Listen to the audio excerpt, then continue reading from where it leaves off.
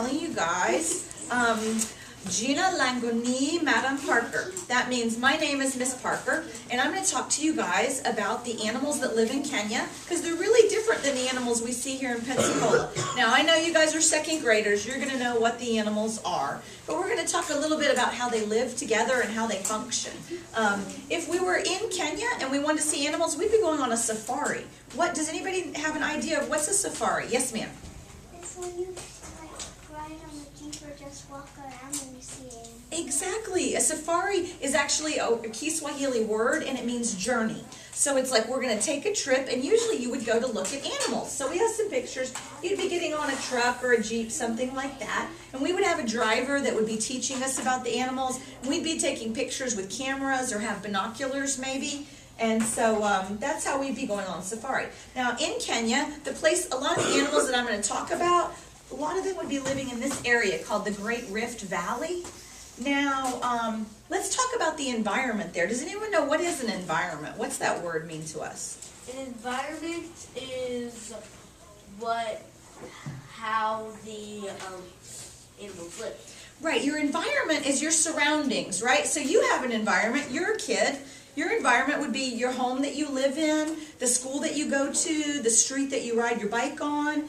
But the environment in Kenya is very, very different. The environment that we're going to talk about today is called a savanna. Does anybody know what a savanna is? Anyone heard of that word before? Yes, sir. It's like a lot of grass. Exactly. It's a large open piece of land. There's a lot of grass. It's very hot and it's very dry. So it's not like a jungle at all. It's more like a desert. And now on the savanna, there are some trees. There's a lot of scrub brush. There's a lot of tall grasses. And when we talk about that, I'm not talking about grass like in my backyard. I'm talking about really tall grasses, okay? And this is important because a lot of the animals eat this kind of grass. So it kind of gives you an idea of what the savanna actually looks like. So let's start by talking about some of the animals that live there. The animals can kind of be put in two groups. Some are predators and some are prey. Anybody know what's a predator? Yes, sir. What the prey eats. The predator eats the prey. Yes, that's what you mean. The predator is the hunter, right? The predator is an animal that hunts for other animals and eats meat. The prey animal is the animal that gets eaten and has to be on the lookout all the time, right? Because it doesn't want to get eaten. And so here's an easy way to tell. If we look at animals, if you go to the zoo, you look at the face of the animal. If the animal's eyes are on the front of its face and they're looking forward, that means it's usually a predator. And people are predators. See how my eyes are on the front of my face, looking forward? You might not go hunting anymore. You might not even eat meat. But our ancestors, the families before us, were hunters and ate meat. So we have eyes that can focus and hunt. Now, if I'm a prey animal, my eyes are probably a little different. A lot of prey animals, their eyes are kind of up here, kind of on the sides of their head. If you were a prey animal, why might that be helpful to have eyes that are different like that?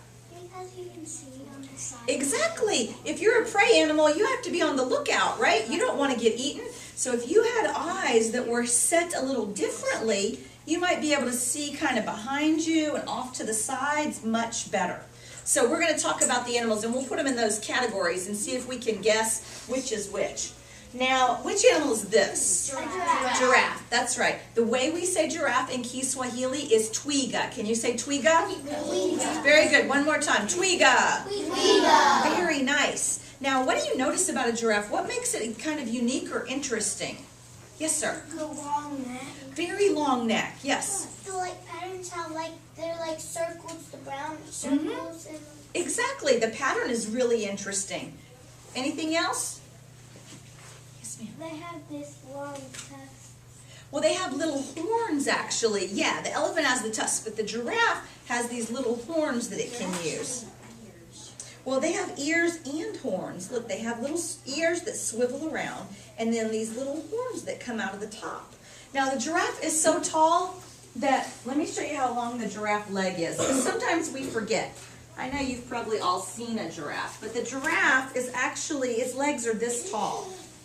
So I could walk underneath a whole giraffe. The whole class could. We wouldn't because it's dangerous, but we could. It's tall enough.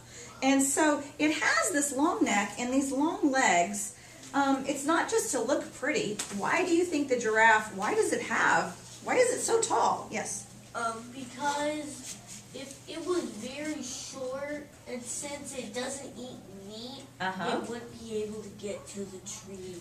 Right, it eats leaves on trees. Is that what you were going to say too? Yes. Yeah, the giraffe eats leaves on trees. It's adapted to its environment because it's tall enough to reach the leaves. If I lived on the savannah and had to eat leaves on trees, I'm not adapted to that environment, am I? I would be really hot and thirsty, and I'm not going to be able to reach a lot of leaves. It wouldn't work out for me, but it works out fine for the giraffe. And then we said the giraffe eats leaves on trees. Is it a predator or a prey animal? Prey. Prey. We can look at its eyes. It has these eyes like this, so it's looking around all the time. Yes, ma'am? But how does the prey get it? The predator would come after the giraffe, and they could hunt it and chase it down, and they would get it that way.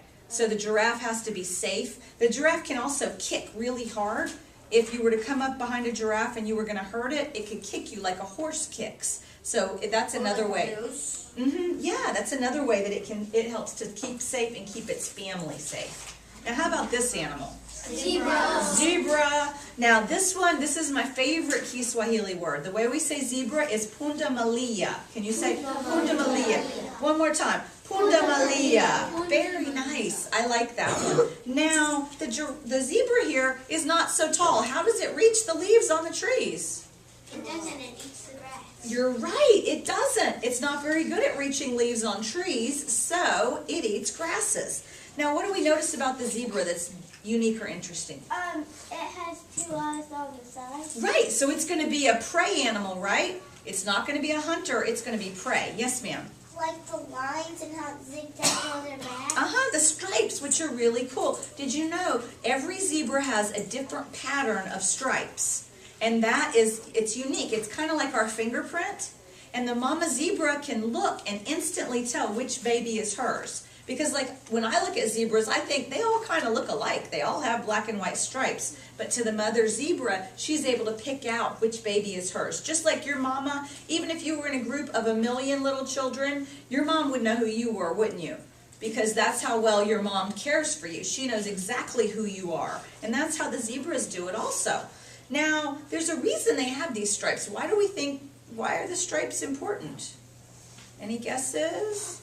Yes. So they can hide from the predators. They use it to hide or actually to confuse the predators. The zebras, they live in a big family. It's called a zeal. Like 1,000 zebras live together. And the reason is because it keeps them safe. They push all the babies and all of the old or sick zebras into the middle. And then all of the healthy adult zebras, they'll start zigzagging back and forth on the outside of the circle. And so when the predator, who might be a lion, comes, he can't decide which one to catch, right? Because he's trying to use his predator eyes to focus on one zebra. It's really hard to do because they won't stop moving and zigzagging. So that's how the zebras can keep their family safe. Like the lines, because all the lines look the same. Exactly. When they start running back and forth, you're like, wait a minute, I was going to hunt that one, but now I can't find it. Maybe I'll hunt that one. And it really helps the zebra stay alive. And that's how they fit into their environment, and they're able to stay safe. Now, how about this guy? Who's this? Lion, right? The way we say lion in Kiswahili is Simba. Can you say Simba? Simba. Very good. Yes, ma'am. It has 2 eyes on the front. On the front of its face, right? And if this lion is looking at you, you're in big trouble, right? Because he's a hunter, a very good hunter. So this is a predator. Now, is this lion a male lion, a boy, or a female lion? Boy. That's right. This is a male. You knew that because what were you looking at? The mane. That's right. So if we see a group of lions, we can say, okay, those are the males, those are the females. So we already know that part. Their family is called a pride. So there would be a pride of lions. Now, in the pride of lions, who's going to do the hunting, the male or the female? Male. Female. That's right. The male can hunt. He's able to hunt if he needs to. But normally, when you have the big family of lions, the male lion's a good protector. He will stay and he will protect the family. And the female lion goes out, does the hunting, and what she does that's so amazing is whatever she kills, she will drag it all the way back to her family and feed her family. Yeah, just like your mom goes to the grocery store, right? She puts all the groceries in her shopping cart. She pushes it out to the car. Does she eat all the groceries in the parking lot? No. No, she brings them home to her family. So just like the mother lion takes care of her family, our mothers take care of our families. So a lot of things that the animals do, it's just like people do. They care about their family and they want to survive just like we do. So that's pretty interesting about the lions. And lions are a really good, fierce predator. They're very good at hunting, and that's how they've adapted to their environment. Now, next is my favorite. What is this? Elephant. An elephant. The way we say elephant in Kiswahili is tembo. Can you say tembo? Tembo. Very good. One more time. Tembo. Tembo. All right. Now, we look at this elephant. What's interesting or unique about an elephant? Yes, ma'am. The tusks are very cool. Yes. The what?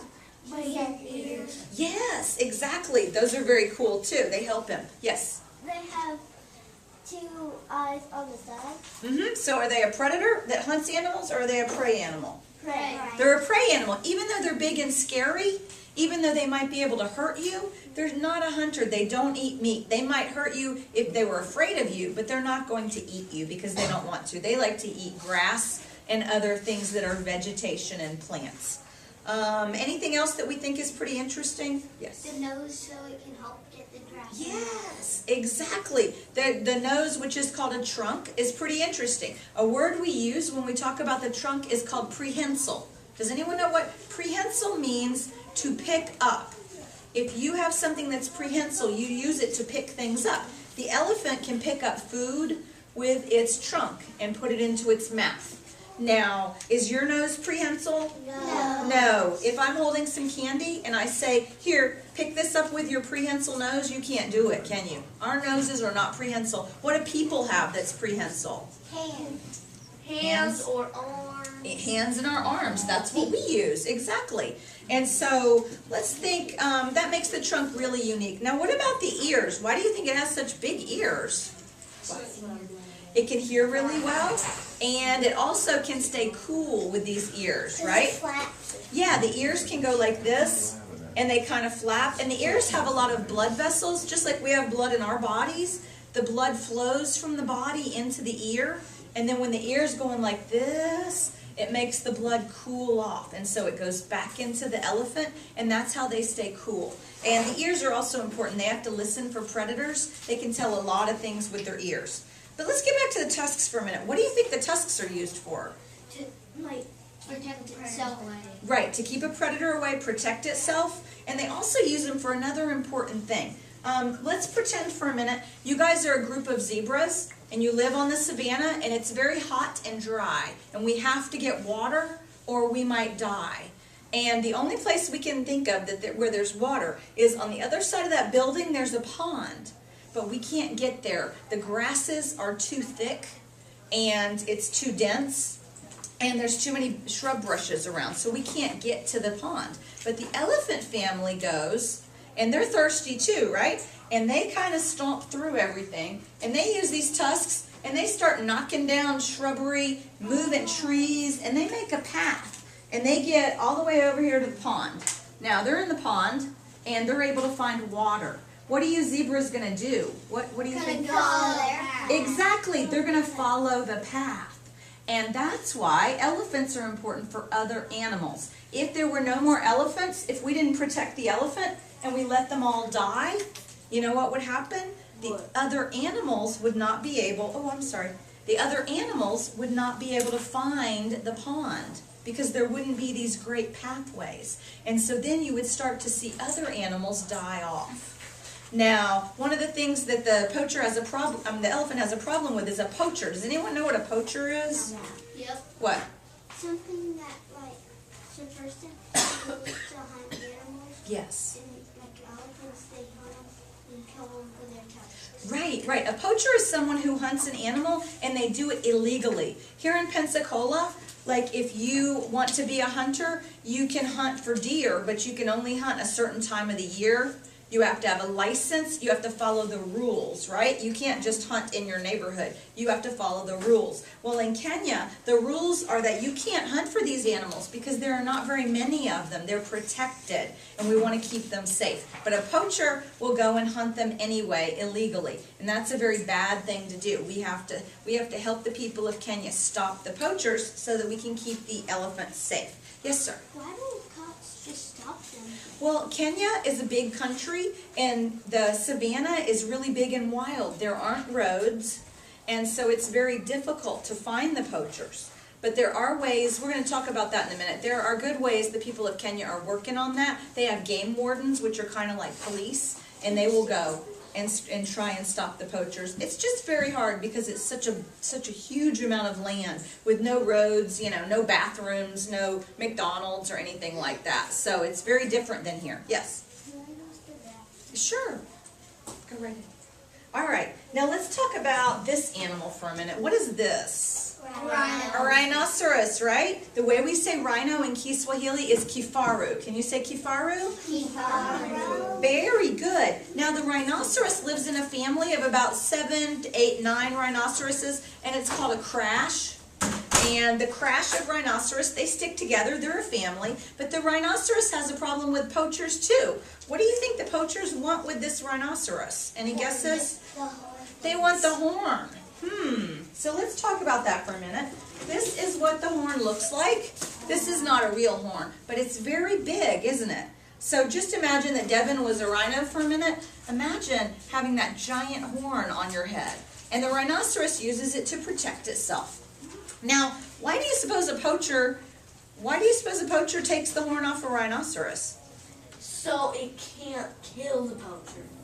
Well, then it wouldn't be able to kill the poacher, that's true. But the horn, a lot of people in different countries, they were raised believing that this horn has magical powers. That's how they grew up. A lot of Asian countries, like China maybe, and so they want to buy the horn because they think that it can cure diseases and it has magical powers. Now, what do we think, what's the horn really made of? Any guesses? Bone. It's not bone. It's something called keratin. Keratin is what our fingernails are made out of and what our hair is made out of, right? And so this is really kind of like a giant fingernail that grows on the rhinoceros's head. Now, since it's like a fingernail, when you trim your fingernails, do you save them because they're magical? No. Does your mom keep them to cure diseases? No. No, they're just waste, right? And so we have to teach people so that everyone in the world understands it's just keratin. It's a waste product, and this horn belongs on the rhinoceros.